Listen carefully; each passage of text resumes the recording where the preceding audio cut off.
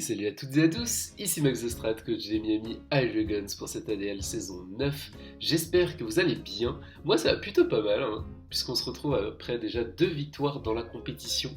2 victoires sur les 2 premières semaines face à Ced et face à Butter. Donc ça fait extrêmement plaisir, mais il va quand même falloir en faire un peu plus si je veux espérer pouvoir me qualifier. L'ADL c'est une draft league très exigeante, il n'y a pas droit de se relâcher. J'ai pas mal d'expérience dans le format.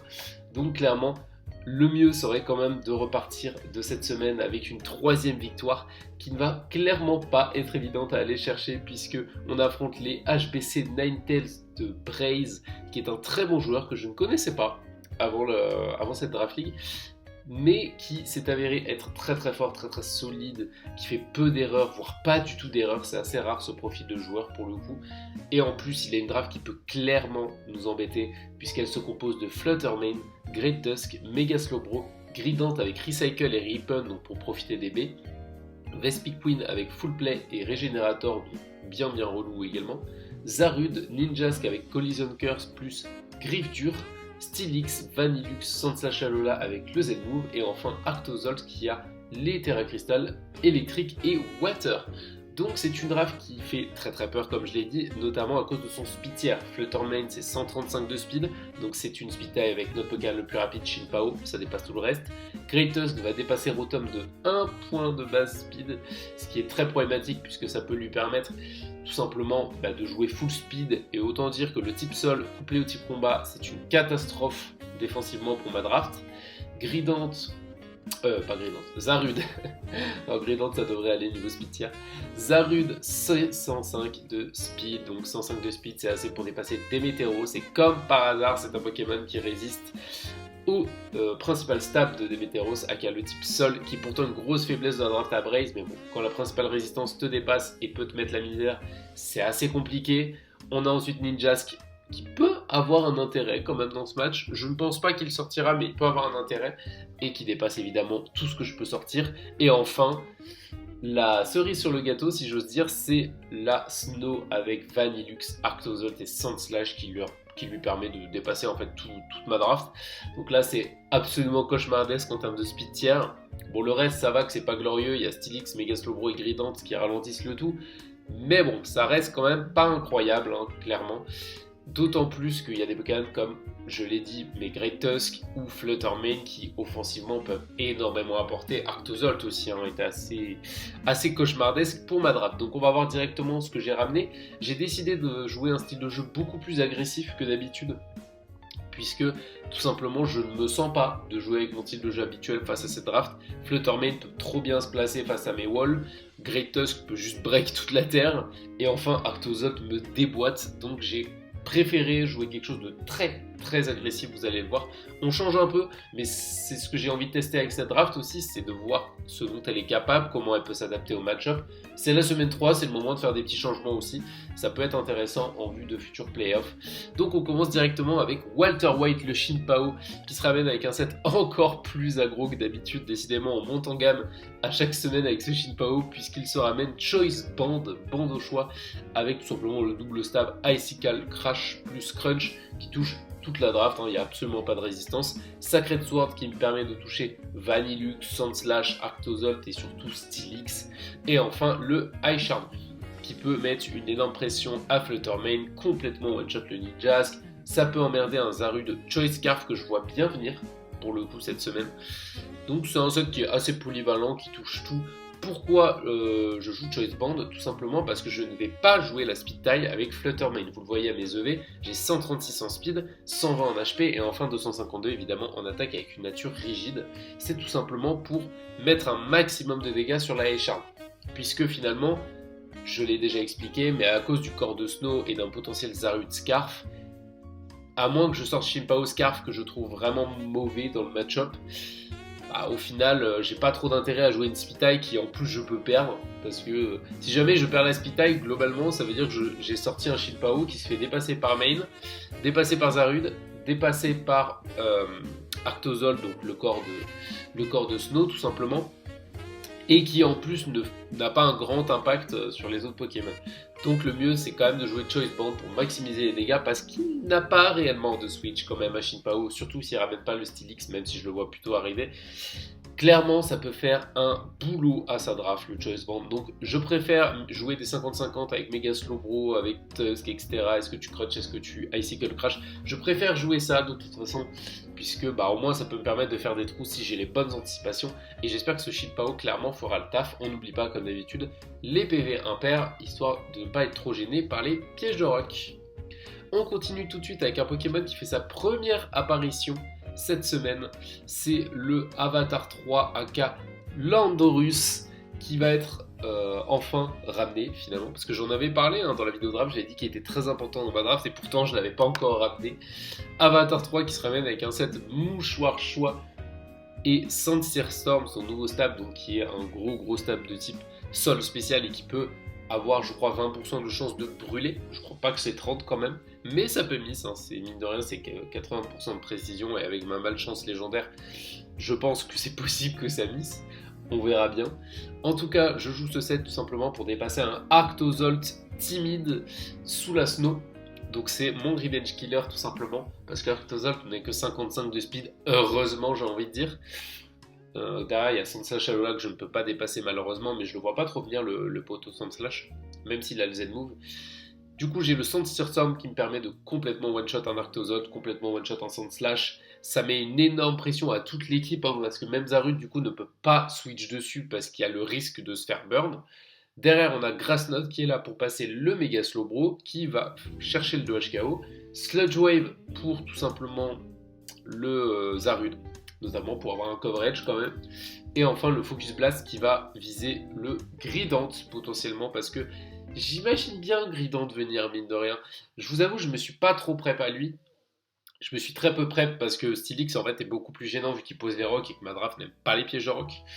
Donc clairement, j'ai préféré me prep à Steelix. Vous allez le voir, j'ai beaucoup plus de choses pour lui que pour Grident, mais plus ça va, plus je me dis que Grident peut clairement venir sur le match-up et je vous avoue que ça me fait un peu peur. Mais bon, on reste quand même sur ces 4 moves avec 252 en attaque spéciale pour taper le plus fort possible, 164 en speed avec la nature timide, donc comme je vous l'ai expliqué, c'est pour Revenge Kill la Snow, et enfin 92 en HP pour le bulk. Et en parlant de bulk, on va continuer directement avec Cure or Insecure, le méga Audino qui se ramène une 3e fois, puisqu'il est tout simplement beaucoup trop important dans ma draft, et notamment pour ce match, puisqu'il va être joué avec Reflect. Reflect, je suis pas très habitué à jouer les screens, pardon. Et je voulais jouer les 2 screens cette semaine. Malheureusement, vous allez voir que je n'avais pas la place. En fait, c'était impossible de caler Light Screen et Reflect dans mes sets. Tout simplement, c'était impossible.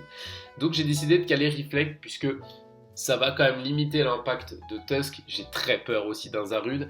Et surtout, Arctozolt, je sais qu'il peut me faire mal en fin de game, même en début de game.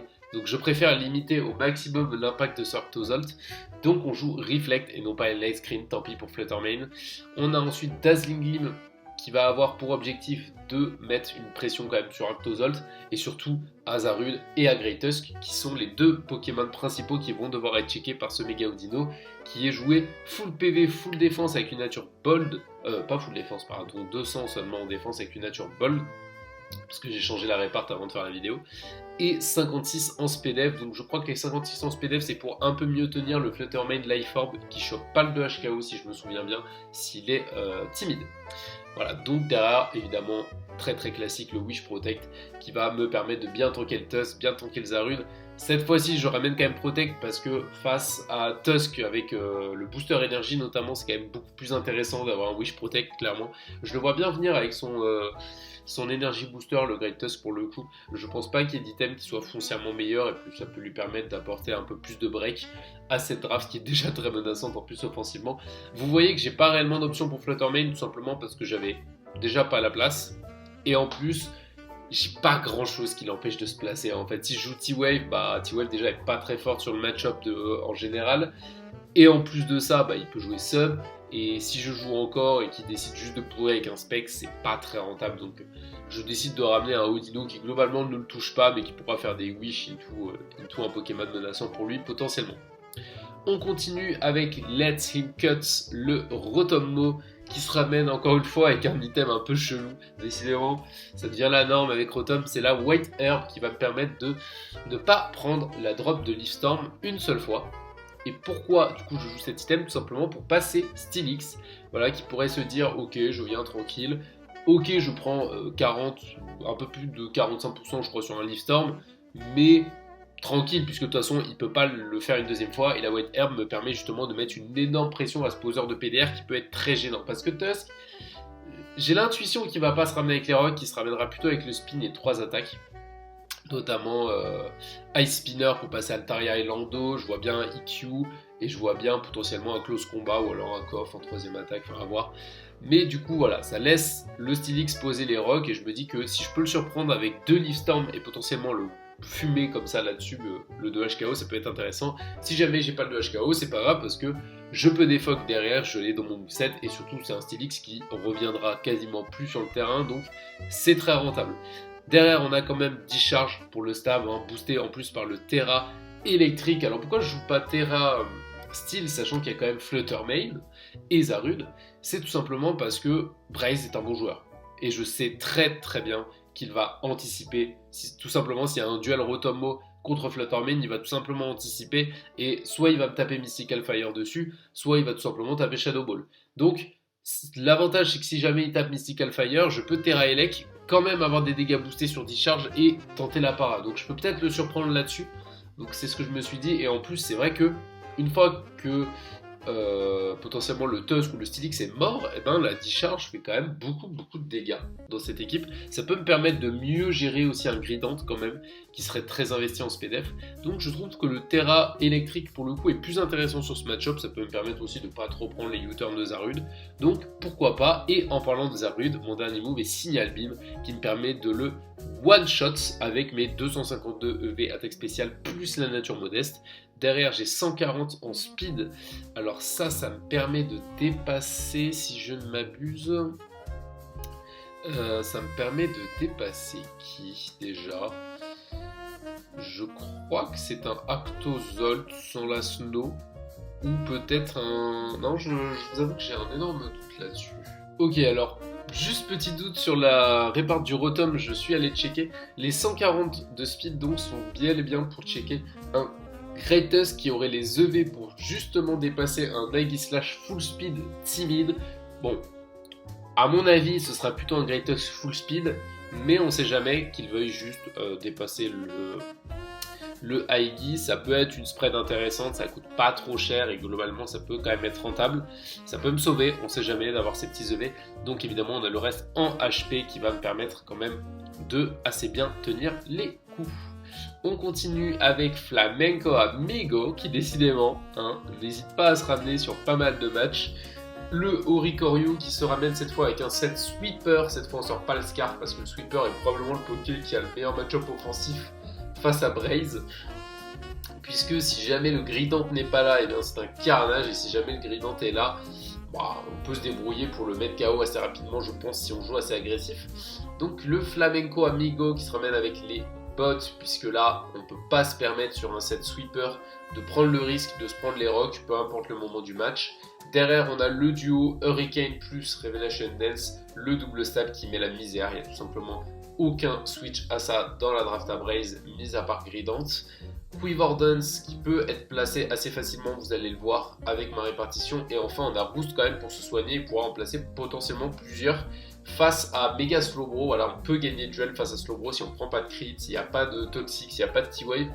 Mais je vous avoue que j'y crois pas trop, puisque de toute façon pour toucher le Walter White qui est le seul Pokémon très rapide de ma draft, il a juste besoin de Body Press en fait. Donc je le vois pas trop venir avec des statuts, notamment face à Toxa, face à Rotom, tout ça.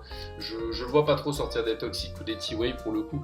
Ma draft est plutôt bien préparée je trouve. Concernant la répartition, on a donc 240 EV en speed timide pour dépasser le Greatest Full Speed. On a derrière 112 en HP couplé à 60 en défense, c'est pour globalement tenir tout ce qui vient, c'est-à-dire qu'on se fait pas de HKO par un close combat de Tusk s'il n'a pas le booster énergie, on tank assez bien le Zarude, alors c'est pas incroyable mais on se fait pas one shot par un Darkestaria donc c'est déjà ça, clairement. On peut aussi tenir un coup de Santa Chalula si c'est pas un Rock Slide, donc on peut setup sur pas mal de choses, globalement, ça peut être très intéressant. On peut tenir un coup de Flutter Main également. Donc ça peut être assez sympa.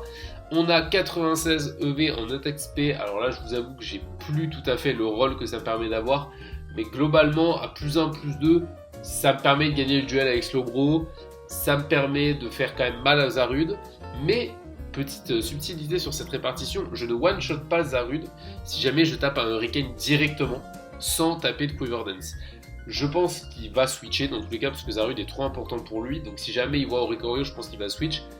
Donc Zarud Scarf peut être gênant, en effet, mais ça ce sera mon job, d'essayer de voir si le Zarud est Scarf avant, et si jamais je sais qu'il est Scarf, d'essayer d'avoir des roustes pour pouvoir tanker tout simplement le move A plus 1, tout simplement pour le one shot derrière.